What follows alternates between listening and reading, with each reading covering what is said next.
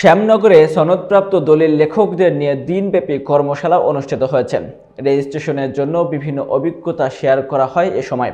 শ্যামনগরের কর্মরত দলিল লেখকগণের কাজের দক্ষতা বৃদ্ধি, স্বচ্ছতা ও জবাবদিহিতা নিশ্চিতকরণের লক্ষ্যে দিনব্যাপী অভ্যন্তরীণ প্রশিক্ষণ কর্মশালা 2024-25 অনুষ্ঠিত হয়েছে। এসকে সিরাজের প্রতিবেদনে বিস্তারিত।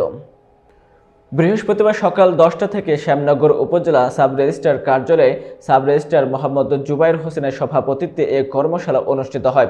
এ সময় অতিথি হিসেবে বিভিন্ন পরামর্শ ও গুরুত্বপূর্ণ কথা বলেন শ্যামনগর সেটেলমেন্ট অফিসার জাকির হোসেন ও আশাশুনি উপজেলা সাব রেজিস্ট্রার মিন্টু চক্রবর্তী। এ সময় উপস্থিত দলিল লেখকগণ গেজেট ও প্রিন্ট খতিয়ান এবং মিউটেশন সহ রেজিস্ট্রেশন নিয়ে বিস্তর আলোচনা করেন। দলিল লেখকগণের মধ্যে বক্তব্য রাখেন হাজী মাহবুবুর রহমান, আশরাফুল আলম প্রমুখ। এ সময় আরও উপস্থিত ছিলেন সাব রেজিস্ট্রি অফিস সহকারী বিদেশ কুমার ঘোষ মন্টু, স্থায়ী মোহরার ইকবাল হোসেন, রাধাপদ মল্লিক, শরীফুল ইসলাম প্রমুখ।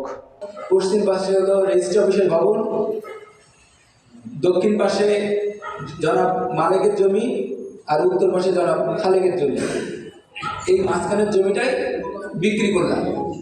তখন আমাদের বাংলাদেশে যখন জরিপ ছিল না, জমি জায়গাটা ঠিক এই জমিতে উল্লেখ করে কিনা বেচা হতো। ট্রাভার্স সার্ভেয়রগণ প্রথমত যে মৌজার কাজ করবেন ওই মৌজার সারাউন্ডিং ওটা কি করে, তখন মৌজার চারপাশে ওনারা দুর্বতার সাহায্যে স্টেশন বসায়।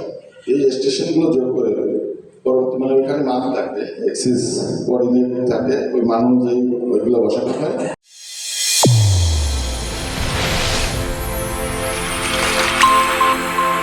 চ্যানেল A1 হৃদয়ের স্পন্দন।